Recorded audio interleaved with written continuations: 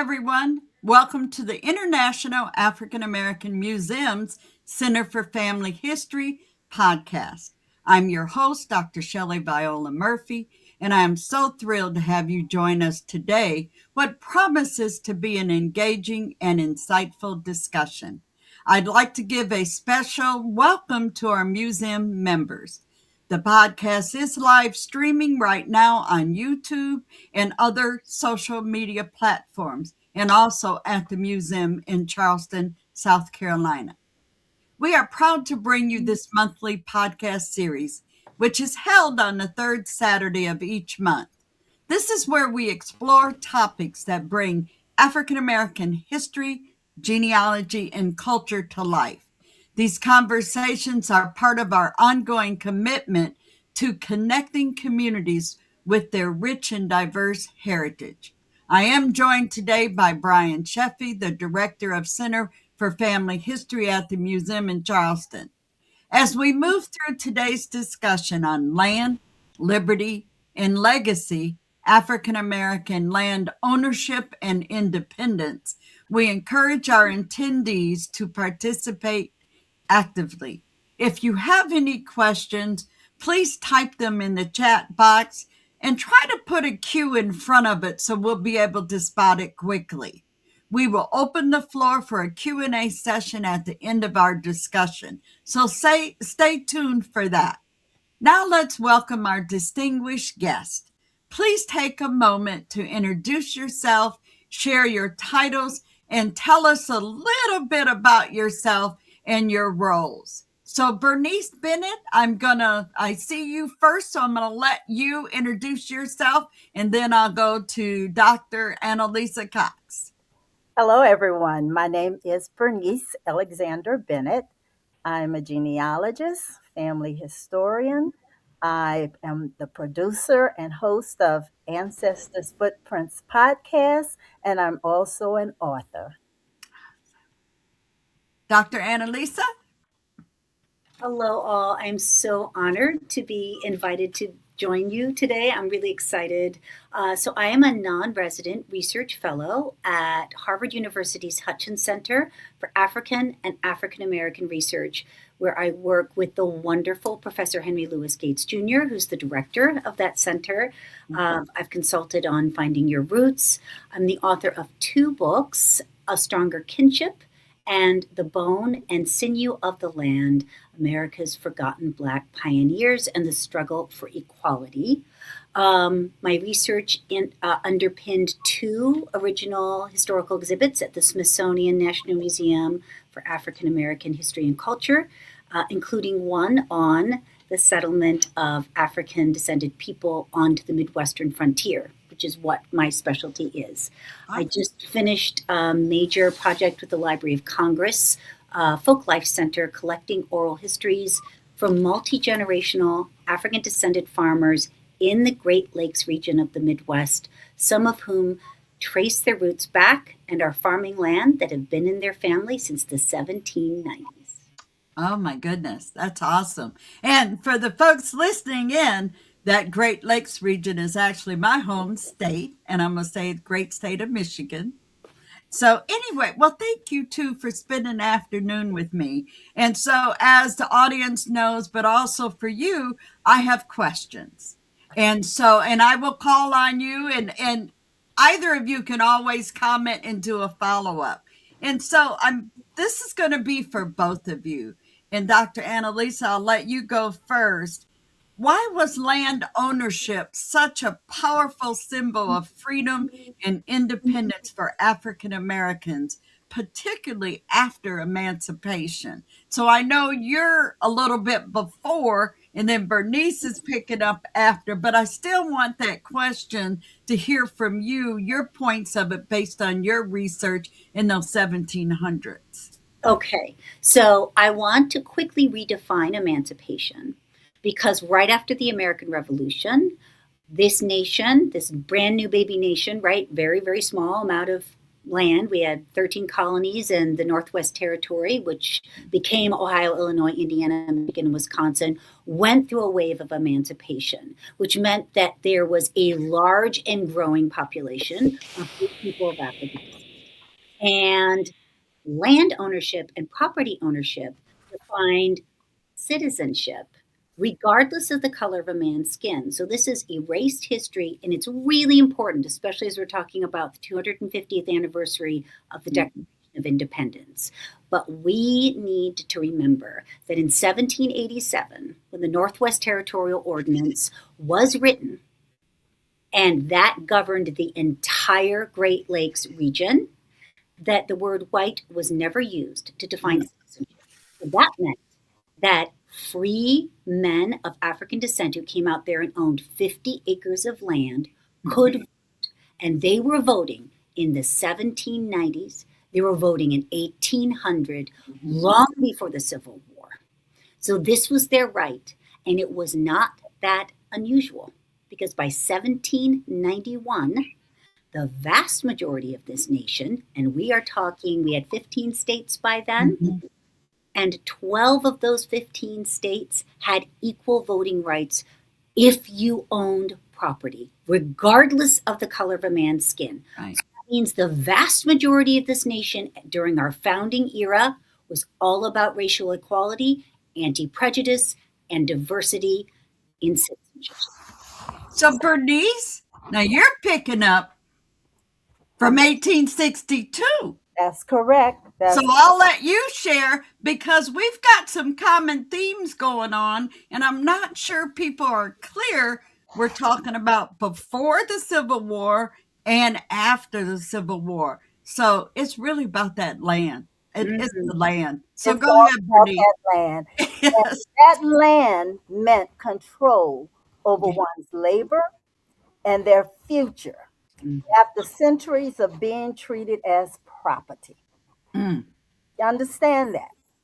To own land was from, you know, you're moving from being owned to being the owner. So it represented economic independence, the ability to grow food, build homes, pass wealth to children, and negotiate from a position of strength. Land was also deeply spiritual. Think Mm. about this it was a place to build churches, schools, burial grounds, spaces where Black people could govern themselves with dignity. In short, land ownership was freedom made tangible. But now, ladies, it is really not that simple. I'm sorry to say. There has got to be some challenges in there. And again, and I'm in the state of Virginia right now. We got South Carolina, we got the northern states up here, and I'm sitting here thinking it is not that easy. And Dr. Annalisa, what were some of the challenges, or was there for the individuals getting that land in those, I'm gonna say in the 1700s that you spoke about in what your research? And then Bernice, I'm gonna throw it to you, and because I know the process for the Homestead Act of 1862, so I'm gonna try to keep it flowing in the years to keep going so people can keep track of it. So, what were the challenges that you came across in your research, if there were some?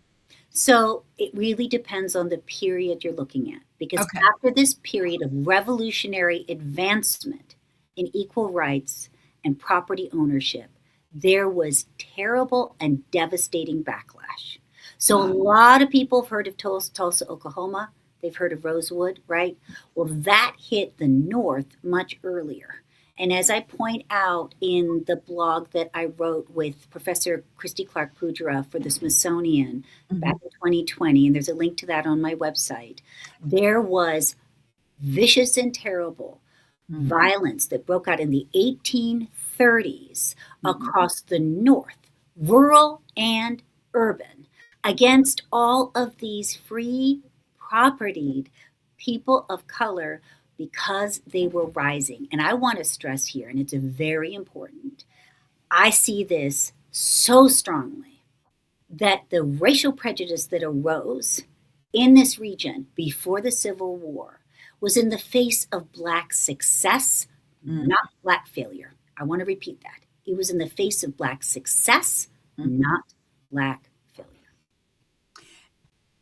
I don't even know how to digest that because, and I'm going to turn to Bernice. I'm more familiar with that the 60s, right after or during the Civil War that comes up and the challenges. Now, Bernice, people had the Homestead Act of 1862 allowed people of color and women, but also anyone, right, to get a land patent. And a land patent we know is at the end of the process. So were there challenges coming out, what they had to do? I know 5 years they had to hold on to property after they put an application. What were some of the challenges within your research that you can share with us? Because Well, I think challenge is also linked to resources. And I'm saying this to the audience. If there's challenges, that means there's got to be some resource or information to help understand this. Bernice? right. Well, you mentioned some of the requirements for the Homestead Act. One of the things that people need to understand is that race was never identified. So understand that. And I have often found people questioning, well, how did Black people get land? Well, Right. they got it the same way white people got land. They had to identify the land. They had to settle on that land. They had to live on that land for 5 years, and then they had to bring witnesses to prove that they complied with all of the guidelines. It had to be put in the newspaper and then go back to the land office. And eventually they did obtain a land patent. But they did also experience challenges because some individuals were not allowed to go forward with that application. They were intimidated, they were met with violence. Mhm. Even if they got to the point where they were ready to claim that land, Mhm. for some reason it would be denied. There would be all kinds of excuses of why they did not get that patent. And I mentioned that in some of the stories that the descendants of the Black homesteaders have written, where they talk about some of the problems their family members experienced just trying to get that land patent. And But yeah, But you also have to understand just the whole Reconstruction period. There was a Mhm. lot of violence. And if there was a place to put Black landowners or Black people wanting land, it ended up being in the sharecropping system. Ah, That was like the one word you would hear, sharecropping. And that was the one narrative. The narrative that we wanted to hear was land ownership. And if you right. understand sharecropping, that person really never was able to get ahead with sharecropping because at the end of the season, they would end up maybe owning rather than acquiring or getting something behind that. So you when you start looking at land ownership, you have to think what was going on during that period. Right. There was absolutely no desire whatsoever for white citizens to see Black citizens acquire land. mm, mm, mm. So One of go the ahead. things, yeah, one of the things that I point out in this, so this is my newest book, The Bone and Mhm. Sinew of the Land, where I identify over 330 settlements where they were propertied and successful African descended farmers in these five Great Lakes states before the Civil War. And that's a very, very conservative list. It doesn't include, a lot of the business owners, Mhm. the blacksmiths. I was just looking at farmers. That's it. Over 330 settlements. And as one of them pointed out, in around 1833 to an Oxford professor. This is in southern Indiana. An Oxford professor is visiting this community. They're active on the Underground Railroad. A lot of the Underground Railroad operatives in the Midwest during this period were Mhm. Black. right? Because they're property owner. They're primarily rural. They are not urban. Their settlement started in a pre-urban area in the Midwest. Their And it's settlement, safe. And yeah, it's safe. yep, and their settlement started when Detroit was a fort with 200 people and there was no Chicago. They're Right. coming out here, they're voting, they're getting the best land, they know exactly what they're doing. And in the 1830s, when the backlash starts rising, this African descended property owner, businessman, farmer, Underground Railroad operative is saying to this Oxford professor, the problem is when we first arrived here, 1805, 1800, right? There were so few people, and a lot of the a few of the white people around us wanted us to teach them how to farm well, right? Mm. Now that there are more people arriving, they are jealous of Yeah. the land we have, our thriving families, our churches, and our schools. So that backlash started very, very early in the Midwest, which is why the rural Midwest looks very different today than Right. it did in 1850. I mean, let's be clear. In 1853, in the state of Michigan, all but 9 counties had African American residents. I'm going to say that again. State of Michigan, 1853, all but 9 counties had African American residents, including the Upper Peninsula. So the state of Michigan was actually more racially diverse Right. across the state in 1853 than it was today, than it is today. Which is interesting because, and I know Bernice knows my family, one of the homesteaders came in, their application was 1863. Mm-hmm. And the war is going on. And the wife had become free, which I learned within the last few years. So we can track. And so I'm bringing this to the next question. We can basically track from being enslaved, becoming free in 1826, Mm-hmm. onto land ownership, and then also the homestead land also coming through. And of course, they end up in Michigan. So, did Annalisa, before I go to Bernice on the next question, and then to you, did you want to show a map on those colonies that you? Yeah, I don't know how well it's going to show up, and It if it actually is, showed up good. Just put okay, put hang on, I'm to, just gonna right. I don't know. so tell us what those markings are. So each of those markings is a settlement or community. It is not one single farm or farmer. It is a Okay. settlement or community that was home to multiple propertied African descended citizens and farmers. Yep, across this.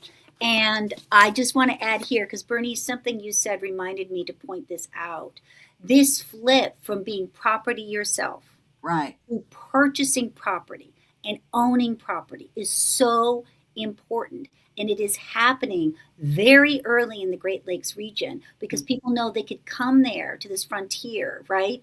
And find this space. So I coined a term freedom entrepreneurs. It's people who come out who are purchasing, who have purchased their own freedom. So they have worked while enslaved Right. to earn extra money to purchase themselves. Then they come to the Midwestern frontier with nothing but the clothes on their back. And they are becoming successful property owners. We want to talk about the American dream. We want to talk about pulling yourself up by your bootstraps. That is the challenge met and achieved by African descended people in a way that no other population did. Truly, it is what they did was heroic.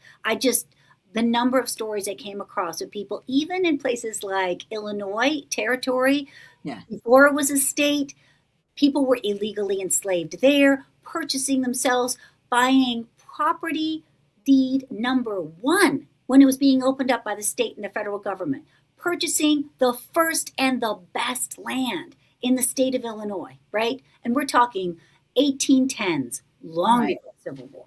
And I think this is unknown to your average researcher or someone tracing their family. Mhm. So Bernice, and you have a book, your book, and if you have it there, just hold it up for a minute. And the reason, oh, it's blurred. Put it Okay, in front of your face, maybe? put it in front of your face. Um, That's okay. We got the link in the chat. But that book was a project, and if I remember correctly, there's 49 different stories. And again, this would be from the 1866 Homestead Act. So could you share a story? And it's following right in line with Annalisa said, but how land ownership changed the trajectory of a Black family or a community. And again, we're at a different era now. And most of us, because we don't know about the era that Annalisa's talking about as much, but we can familiarize ourselves, but also know we can go back even further. So mhm. share if you have a story, and again, it could be your Peter Clark, because I know most of these stories, but I know in your book there's 49 stories, but they are written, and I'm sharing this with Annalisa, they are written by descendants. Mm. So what changed that line, coming to the future? Well, one of the things I want to point out is that people needed to understand that Mhm. yes, African Americans were able to obtain land under the Homestead Act of 1862. You mentioned 1866. That was the Southern Homestead Act. That act didn't last very long. However, the southern states of Louisiana, Arkansas, Alabama, Mississippi, and Florida were also eligible to obtain 80 acres of land.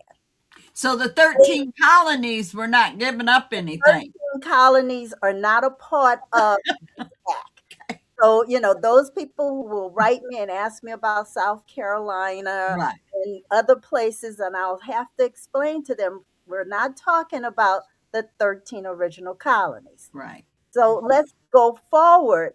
That 1866 Act, it was repealed. However, the land was still there in Mm, those southern states. And I went on a mission. I want to just say this. yeah. My ancestor, Peter Clark, obtained land in 1896. Peter was born enslaved in 1855, but he was successful in obtaining 159.33 acres of land in Livingston Parish, Louisiana. Well, in my mind, I'm saying if Peter could get it, others got it too. Yeah. And so that was kind of my plan to not only educate people about that land, but also to encourage individuals to tell their stories. And we were successful in getting individuals to at least take the look. Yeah. Go to the Bureau of Land Management, look to see if your ancestors' names were there. If so, and a patent showed up, I want people to understand that was the end of the process. Right. And the next piece to that process was land entry papers. And those papers, those original documents, are at the National Archives right. Mhm. That's the takeaway tip right there. If you find a patent, there's more to it because Mhm. what you find in the land entry documents, it will tell you, the person will say, I am from, for example, Peter Clark, Louisiana. Right. He will then go on to say when he settled on the land. Of course, they identify where the land is located, and it's Marpa, Louisiana. Then he will take you to the next level. What did he do once he got on that land? Right. I cleared 5 acres every season. I built an outhouse. I built this. I built that. You are then learning more about your ancestor. I'm learning about a great great grandfather, Mm. a wife, and 3 children. And all of this is in the document. And then you start learning about problems Mhm. because they are presenting you with the problems they had. He couldn't make the final presentation to the land office because he didn't have the money. And he stated in his land entry papers that he was poor. But he lived on that land for 10 years. Remember, you're supposed to live on at least 5 years. He lived on the land 10 years. And he said, if I could not get this, it would cause great hardship to his family. Well, he did get his patent. Ah. Well, if I have that story, I also have the names of the people that served as his witnesses. Mm-hmm. So, one of the things that you will start finding is that some of those witnesses were also African Americans, could also be African Mm-hmm. Americans, could also be the former slave owner, could also be homesteaders. And that opens up a whole Now new. you're at the community. Now you're looking. You're at the community. I mean, Dr. Mary Clark can tell us about that Yes. and the names that she has pulled up. And so many of the descendants can then turn around and start tracing all of those witnesses. It gets into the newspaper. So now you have your ancestor in the newspaper stating that he's ready to claim that land.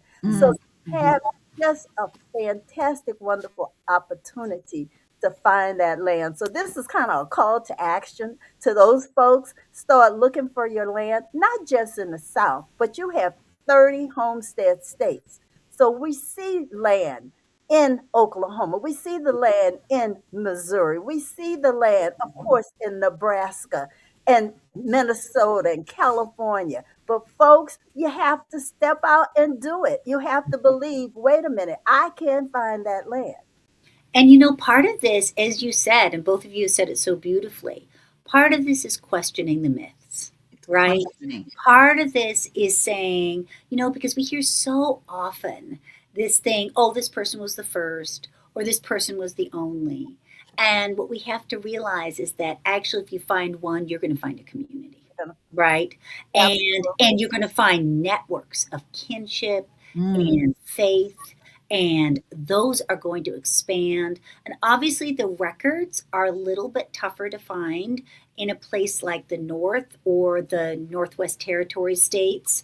But there are land census records, there are land deeds, there are court documents which also can tell this extraordinary story of, you know, property ownership before the Civil War. And let's be very clear, a lot of these folks who were coming up into the Great Lakes states before the Civil War, and we're talking 1810s, 1820s, Mm-hmm. 1830s, are coming as already propertied in the South, right? Mm. So they're Got it. already propertied and successful in Tennessee, in North Carolina, in Virginia, and they're coming up. Others are propertied in free in New Jersey, New York, Pennsylvania, and they're coming into the northern Midwest states. So you can also start tracing movements. The one I'm really excited about, given the 250th anniversary,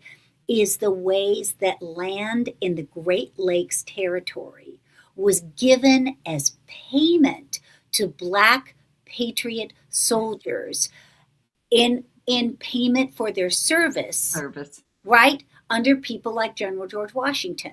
So I'm currently researching a gentleman and his complete family who came from New Jersey. He fought under General George Washington. He was given what looks like around 400 acres in the Michigan Territory around 1812, 1813 for his service. Another, which is beautifully researched by descendants. And let's be clear, I wouldn't know any of this if I didn't work closely with the descendants. And Right. everything I've written in my book, I checked with them first. Did I get this right? Did I do this right? Because Mm. I have to. That is essential. But War of 1812 veterans also being given land in this region. These are veterans of color. And a lot of people say, oh, there weren't any African descended veterans of the War of 1812. The militias were said no black people allowed. Now we know about the ones in Louisiana. In reality, there was a very large regiment Right. that Governor William and Henry Harrison raised in the Wabash River Valley area during the War of 1812. Mhm. I have spoken to descendants who have those histories of their ancestors Mhm. fighting, Tippecanoe, all the major battles of the War of 1812 in the Great Lakes region. And then there were racially integrated militias in places like Ohio because you're going to grab anybody you can get to fight, right, during the War of 1812. So even the ways that white historians have talked about and erased this history, saying there's no way there could be black regiments in the North because these were the rules. Look beyond the rules, folks. Look beyond the rules. Look to the facts. Yeah. So I want to just make sure I'm clear and the audience is clear. So Bernice said 30 states from the 1862 Homestead Act. And Annalisa, there's 5 states which we're talking about prior to the Civil War. Actually, it's the entire early United States. Any African descended person could purchase land during this brief blossoming, this revolutionary blossoming right around the American Revolution. So we're talking 1775, 1783 is deemed the American Revolutionary time. Well, no. So that's the war. No, I'm talking about after the war's over, okay. 1783 on. Okay. And when they open up the Great Lakes territory, which was then called the Northwest Territory, right? Before there's Ohio, before Ohio is even a state, before Michigan is a state, before Illinois is a state, this is called the Northwest Territory, right? This is called the Northwest Territory. And it is opened to any person of any race to purchase land. And if you purchase 50 acres of land, you can vote regardless of the color of your skin, and that is deliberate. And one of the reasons why so many free people of color were coming to this region during that period is because this was also the largest piece of land ever set aside to be free from slavery in the New World up until that point. The 1787 ordinance, it's on the National Archive website. I think it is one of the most amazing founding documents of our nation. It is very little known. Look it up, read it. It is so radical. Okay, repeat that. 1787 Northwest Territory Ordinance. And it says there is the word white is never mentioned once. No. And that is deliberate. So am I to believe that's federal? It's federal. Got it. It's federal. And I say that on purpose. And then let's be also very clear that 12 of our 15 states in the 1790s had equal voting rights. They removed the word white from the North Carolina governing document. They removed the word white from the Georgia Constitution so that propertied black men could vote. They could vote, and they're already property. They're purchasing more land. Tennessee was even though it entered as a slave state, entered without the word white in its constitution, and propertied free black people moved into that region in droves, settled there. We're talking 1812, 1820s, because if you're farming, and the vast majority of Americans were farmers, right? You want to grow in a region you know how to grow in, right? So all of these frontiers are opening up right after the American Revolution, right after the Revolutionary War is opening, and African descended people are part of that settlement. Absolutely. So that kind of lays the foundation for the 1862. And I know there's other Homestead Acts, but we focus a lot on 1862. So it seems like there's this ordinances that open up. We don't know about this stuff. It has been erased. It has been ignored.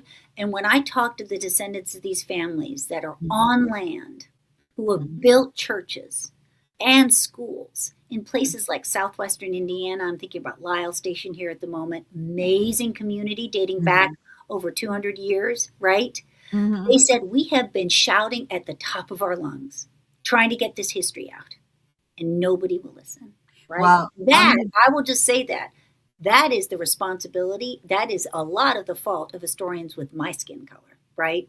Which is one of the reasons this is my own form of reparation, right? Because I can see the damage that has Mhm. been done to the historical record over Mhm. generations, ignoring this, ignoring people. And if you manipulate the narrative of our nation this way to Mhm. make it look like people of African descent weren't here, they weren't successful, they weren't hardworking, they weren't in the North, they weren't farmers, then you start creating a very damaging narrative. Which also brings me to the thought process that a lot of folks, researchers, white and black, don't even realize that slavery is in the North. Right, And so Bernice and I exactly. belong to a genealogy institute, and we have Judy Russell teach a class about slavery in the North Mm-hmm. because it's Mm-hmm. just not. I know it's not totally the same, but it was there. Oh, You it know was what we know terrible. in And God, the I South. mean, all of us have heard of John Brown, right? The Oh yeah, great oh abolitionist. yeah, He was radicalized as a child yeah, by slavery in Ohio. yes, He in during the absolutely. War of 1812, right? He Yes, sees a child his age, a boy his age, brutally brutally. treated. And he says, I think that that system of enslavement we see in the North, of enslavement we see in the North, where you might just have one child who has nobody to support them, Mhm. nobody to protect them, is a type of, I'm paraphrasing here, right? But a type of hell that is Yes. really and truly just as bad as the big plantations, if not worse, right? So, this idea also that, oh, there weren't these big plantations in the North, it couldn't have been as bad. I am sorry. John Brown knew that that was wrong in It the was bad. 1810s. He Yeah. was speaking out against it, right? Like, and he writes about that, he's talking about it. And I have an entire chapter on it of the horrific enslavement in the Illinois territory, in southern Mhm. Illinois, in the salt mines, Mhm. which Dante's Inferno doesn't even come close. Like, this Oh is my goodness. hell, people, right? And and because there was so much federal Right. tax dollars coming out of this region because of the salt, they were just turning a blind eye to the fact that people were being enslaved in the Northwest Territory, right? Well, So it's yeah, almost yeah. hidden. They don't want this to come out. And again, I think the movement and Bernice hit, and I'm gonna say she's like our person that initiated this out on the 1862. And so what I want to come back to is the type of documents you've said some, Bernice has said a few, but we're also hearing the voice of them, be it, testifying or having witnesses and things. And a lot of times I like to teach about doing community research. Hmm. So both of you have been involved with descendants. So my question is, today, what ways are descendants possibly reclaiming or preserving those land legacies? And I'll go to Bernice on this. And are there challenges that they might face or have faced on this? And then I'll go to you, Annalisa. Well, before I respond to that question, Sure. I just have to say something about the land. Yeah. We're talking about indigenous land. Oh, This land did not belong to no. anybody called American. This Hmm. land was taken, you had treaties, and we have to acknowledge where this land came from. Yeah. Now, when you get into what types of documents and what's available for people, Mhm. clearly you have the various state land offices, you have court records, Mhm. and you have tax records, and you have so many other documents to Mhm. find where you're Mhm. looking for land, you're looking for deeds, you're looking Mhm. for bills of sales. This is the way that we kind of track what happens to our land. But Mhm. also, you have to look at those that acquired the land and lost the land and Mm. why they lost the land. And in some cases, they were losing the land. I would call it bogus tax, bogus reasons they were Mhm. losing that land. My Mhm. own ancestor passed away in 1909. his son took over the land, but in some way it ended up in the court. Oh. Now, of course, you get a lot of paper trail. I found a whole lot of information about that land. He hired an attorney in 1918. Mm. The land was being sold on the courthouse steps. He bought the land back. Ah. And you start finding things like this happening. Mm-hmm. But by 1920 something, somebody else ended up with the land. Right. Anyway, to make a long story short, in 1965, the people that acquired this land illegally had to quiet the claim because they wanted to sell the land. Anyway, tracking the land, I found out that that land is now owned by the paper company, Weyerhaeuser. And I You just will want be able to find, you will be able to find many people are able to track what happened to their land because you do have a paper trail. Yes. And one Well, we're place talking about money, we and talk, money means paper. yes, money means paper, and yes, you can find out what happened to that land. I was just talking to a descendant the other day because she went to the National Archives and she found her land entry papers. Mm-hmm. And I asked her, because I checked things too, I said, you know, your ancestors' land is surrounded by oil. Oh. Said, did your ancestor sign off their mineral rights? She said, you know what? I'm going to go to the courthouse and check it out. Because you find that some of these individuals are being asked to sign over stuff, So, and that's a paper trail. And mm-hmm. so you will be able to find other documentation Mm-hmm. on the land. And I And wanted, and I appreciate, Bernice, so much what you said about, right, the frontier was not empty, right? And right. Professor Taya Miles has done some Mm-hmm. brilliant research and writing on this. Obviously, in her brilliant book, Dawn of Detroit, she's at Harvard University as Right. well. But she did a follow up essay to my book and another historian's book on the northern frontier. She Mm-hmm. makes a very, very important point, and I think we need to say this here that yes, African descended free people were coming onto the northern frontier and Mm-hmm. taking land that rightfully belonged to indigenous people. But as she points out, every single one of those African descended people were refugees from racism. They were coming for very different reasons Okay. than white people. Also, and I have added this in my own research, many of these African descended people were multiracial. So they are themselves indigenous and having to flee the regions like Massachusetts, where they are Narragansett, Ghanaian, and Right. Scottish, right, to a frontier where they can be safe and raise their families. And if we look earlier to the Afro French period, where we're talking long before the American Revolution, Right. African descended French people who were enslaved and brought and made themselves free were living with indigenous people in a very different way. And I Mm-hmm. talk about that in my book. But they are generations deep in the Great Lakes region by the time the Revolutionary War breaks out. So the history of African descended people in the North and in the Midwest goes deep, deep, deep. I love it. I love it. I hope people are taking notes because this is fascinating and things and so I want to and as we're winding down a little bit and I know Brian wants to come on and share something as well. And so your understanding and I want you to say something to the descendants because you guys both of you are researchers. But I know Bernice you're a descendant. I'm a descendant, but I'm the researcher. What would you advise people? Where would they just basically start?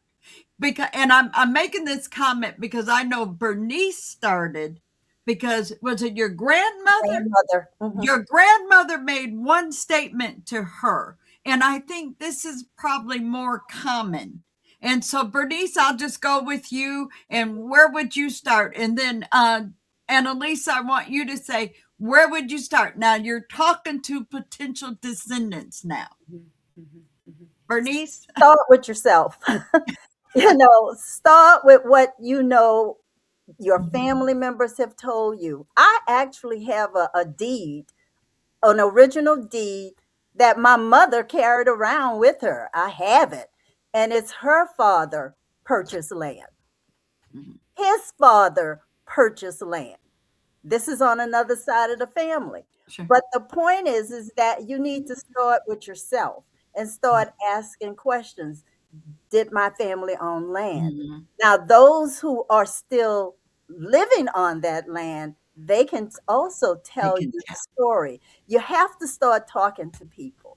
Mhm. The next step is to look at tax records, look at deeds, go to your courthouse. I love going to the courthouse. In fact, those of you that will listen to the podcast tomorrow with Oggs, you'll hear me talking about my journey in the courthouse and Right. what I found to verify Mhm. that my grandmother was indeed right on target in telling me that her granddaddy owned land. But you have to talk to people and talk to family members. Look at where are you going when you go to this little rural community and visit your Right. auntie. They might be able to tell you, all of this is for us. We own all of this land. Start asking questions. How did you get Yes. this land? Yes. How did Yeah. you get it? And Mhm. for those of you in the South, because that's the area of which I spend a lot of my energy, I love working with the descendants because the descendants, they took that jump and leaped and found their Yes. land and Yes. they told the story. Tell the story. Keep it going. Make it generational. Make sure that other people in your family know the story. Mhm. Even if they don't have the land, go find it, go visit the ancestral home, do like Fallon Goff and her grandmother did. They went to the land and they scooped up the dirt and they I put it. got dirt. I got dirt. Go to the land anyway. It's Yeah. spiritual. Your ancestors walked that land. Go That's to it. exactly why we collected soil and put it Yes. on display at the Smithsonian. Because as one of these descendant farmers said, right, in southwestern Indiana, the land is Yeah. everything.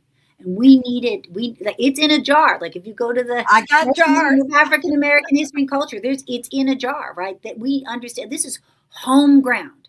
This Yeah. is sacred ground, right? Right. And in terms of resources, for some of this goes much further back, and it can be more buried. But African American genealogical associations are phenomenal, Yeah. and there's usually chapters in every single one of these Midwestern and Northern states. That's a great place to start.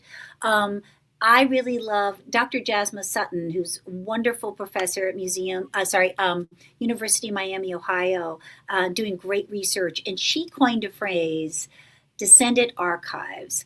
I was giving a Mhm. talk one day and I said, this is history that is really hidden in plain sight. Right. And she said, I want to change how you say that. This is history that is archived in plain sight by the descendants, by the families. And Yes. if one auntie won't talk, try another. That's And right. they may not still be based in the Midwest. They may be in Houston, Texas, but they are the griots, right? They are the ones that have Mhm. got the family Bible showing all Mhm. the births and everything. This is history that may not be in federal records. And I do want to add here that especially before the Civil War, with all the fugitive slave laws Right. in power, federal census records are not terribly accurate. And I would just caution anybody who's looking for They're the most answers. inaccurate things we Right. got. That's the first Federal thing genealogists go look at is the census. Federal census records are not accurate for people of African descent. You Yeah. need to look at state census records, You're right. land deeds, court documents, listen to the family members, go into the attics. But I know as a graduate student, I was taught federal census records is the gold standard. Yes. No, it is not. No. No, it is not. Right. And we don't want people, so thanks for bringing that up. We don't want people to use that as the gospel that, oh, Right. I got them in the census. Got Or to they are remember not that in that the census. Right. census Right. is the people are beholden to whoever's taking the census. And they might say, well, my great grandmother told my mom Yeah. that we were in, Illinois Territory in 1820, but I just looked at the Illinois Territory census, the Illinois State Census for 1820, we don't show up.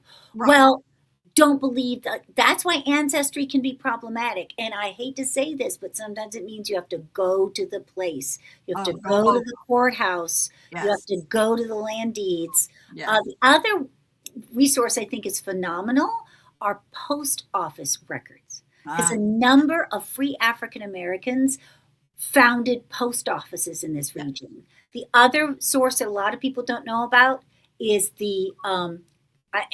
I'm sorry, this is what they were called, the Colored Convention records Oh, yes. before the Civil War, because a lot of these property owners in the North, including in the Great Lakes states, were hugely political, Yeah. hugely involved. They had the Somebody's wealth. indexing that colored convention. There's a It's a project that's website, going and I on can right add now. that. I can add that to the chat as a. Okay. But yep, there's a wonderful. You just Google Yeah. coloredconventions.org. It's a wonderful website. You might find your ancestor in those records that does not show up in the census records. That is how my own research started. I worked backwards. I went to the convention records.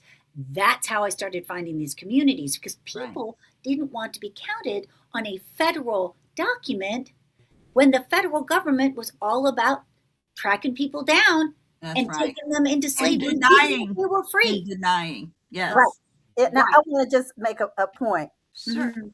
because we've been saying he and his land. I Yeah. want you all to also look Yes. for her land. Yes. Mhm. Yes. Understand, women were able to acquire land That's also. right. And so you want to look at both sexes. It's the truth. I have found Yes. single female or widowed female African descended property owners around the young Lincoln in Indiana in the 1820s. You are right. Thank you so much for saying that. Thank you for that. And How you will about Brian? find Oh, go stories ahead. in the Black homesteaders of the South, and you will Mhm. find women also listed in Mhm. that book. Mhm.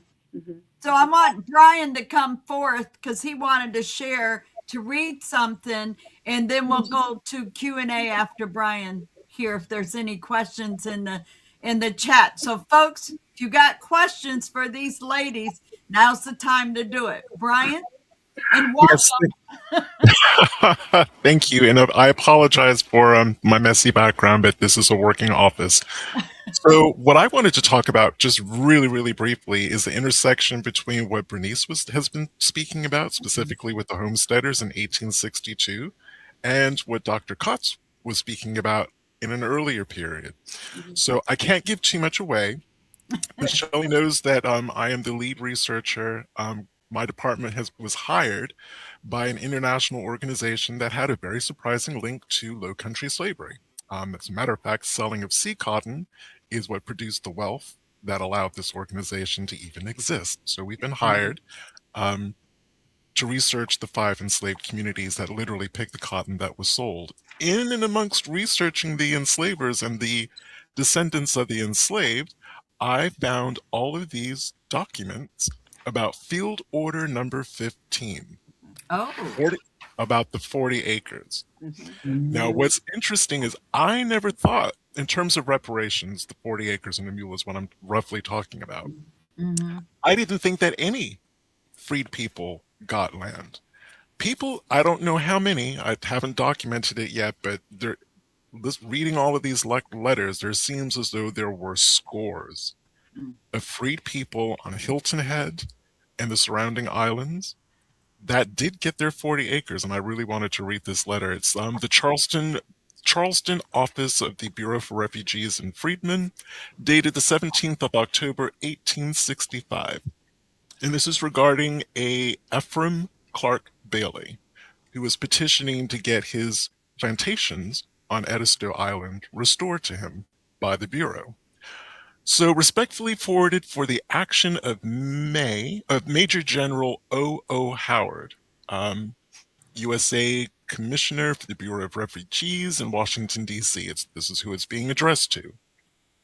In accordance with the requirements of the Special Field Order number 15, there's a lot here. Dated January the 16th, 1865, I took possession of all the sea islands. This is Mm. South Carolina specifically, of which Edisto Island, uh, John Island, and Wadmalaw Island are included, and all the lands upon them for the purpose of colonizing the freedmen thereover, and tracts of 40 acres.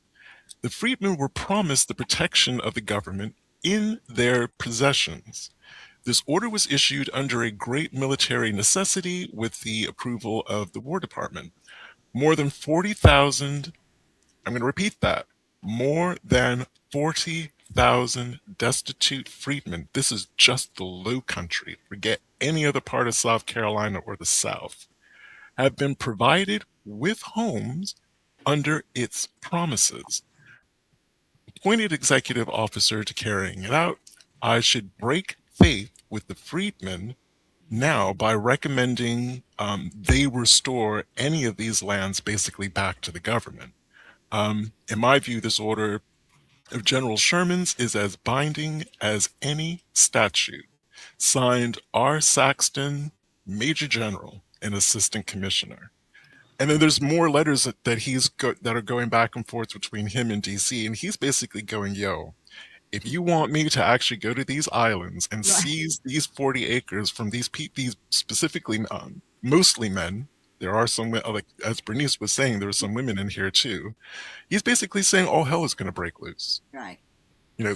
Specifically the men were promised this, I guess, as a form of, reparations for fighting.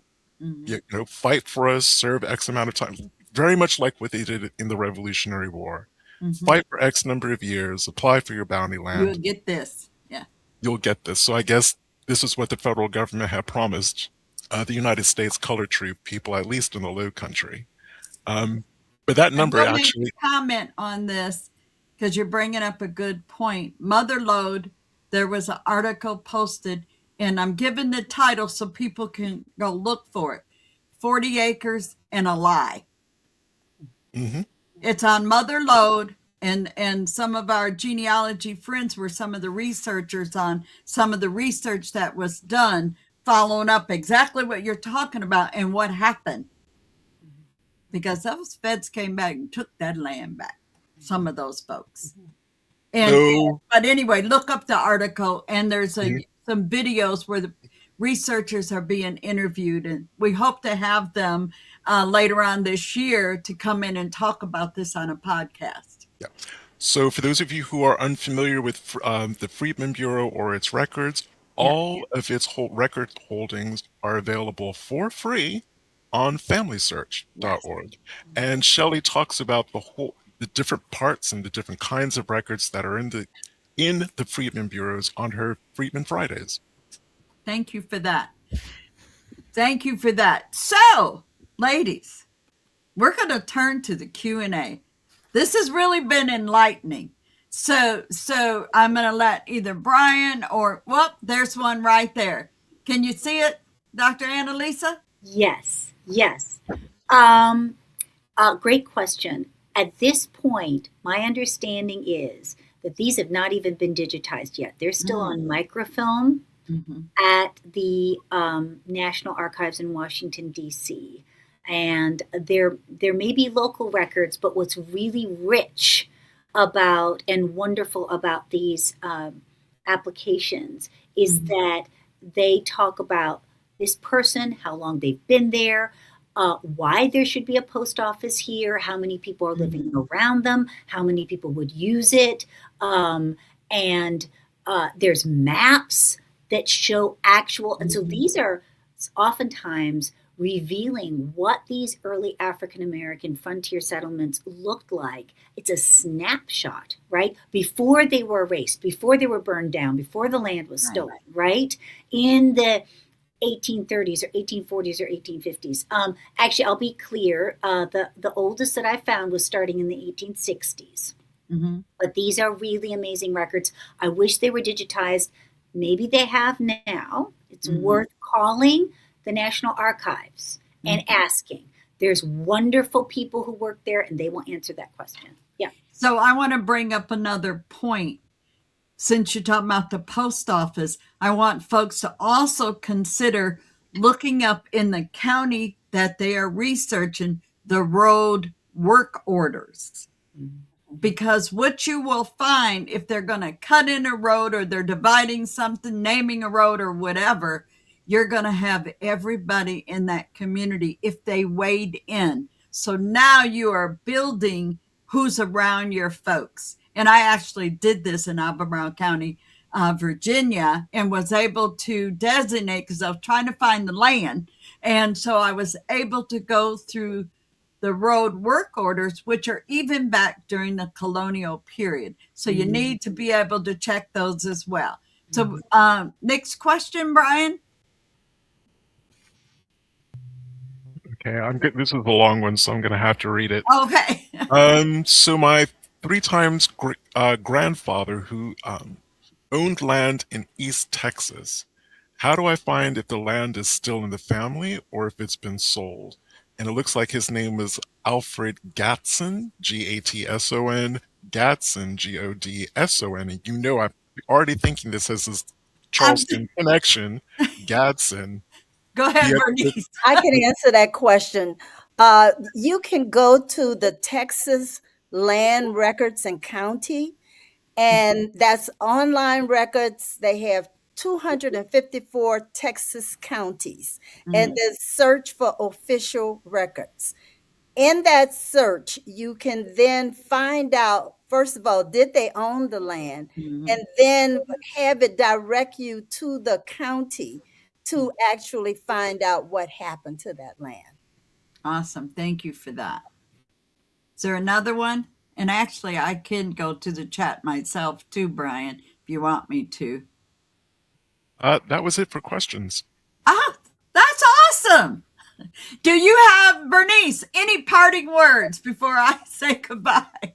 I have three parting words. Well, two Okay. parting words. First of all, for those of you that are interested in the Homestead Act of 1862, I would encourage you to go to the National Homestead Historical Park website, where you could learn all about the 1862 Homestead Act and also find stories that have been submitted by descendants Awesome. of Black homesteaders. This would be this it is it's one of those sites that really encourages you when you realize the descendants are writing these stories.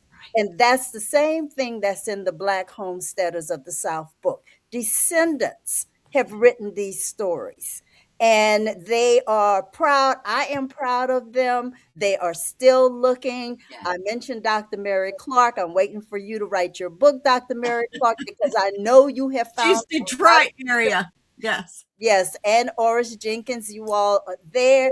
We have so many wonderful stories. Florida, Arkansas, Mississippi, Louisiana. Thank you. Dr. Annalisa, parting words. Sometimes people say that there's a real lack of resources or sort of lack of ability to find the Black past, to find the American past as it pertains to people who've been minoritized, right? And I just want to say, every single one of those dots on that map is worthy of a book. And we are not talking about a lack of history. We are talking about a lack of funding, a lack of interest, a lack of resources. But there is not a lack of history. This is essential facts about the American past. And I'm getting confronted a fair amount these days, as you can imagine, given the culture war we're in, about, I'm not sure if I really want to hear about this. And I just want to add here that if we erase the horrors, we lose the heroes. Yeah. I'm just going to repeat that, right? If we erase the horrors, we lose the heroes. And the heroes may not look the way we think they might look, but our nation's past is filled with people who may not have been white, but they were upholding the words of the Declaration of Independence. They were the true patriots. and they were standing up against racial prejudice, against racial violence, and for justice and liberty for all. And this 250th anniversary, we need to remember this. So thank you for having me on. I appreciate it so much. Thank you. So Brian, I actually have the final question for both panelists. You can keep your answers to about 5 minutes or less. Would be Les, great. I know Um, both of so these you both women. so you both made an excellent point that I'd really like to close this episode out with. Um, how can the person at home who has these stories, or even still has elderly family members still living, who remember these incidents, how can we, and as you said, we're living in torturous times, but this too shall pass. What's being removed from public view can always be not only replaced or put back, but put Right. back even better than what the original was. How can people at home, wherever they're listening to or tuning into this, record, preserve, and then finally share their stories? You've But just said it. have you. Record. He just said it. You just said it. They can record those stories and Start asking questions. start asking those questions and then share it.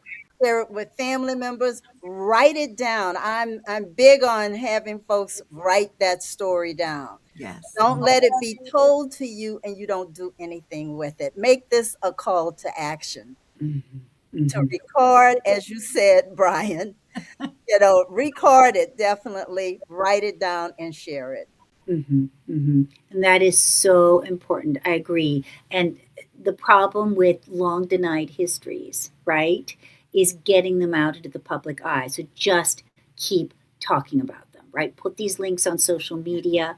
Tell your family members, at the holidays, tell them this information.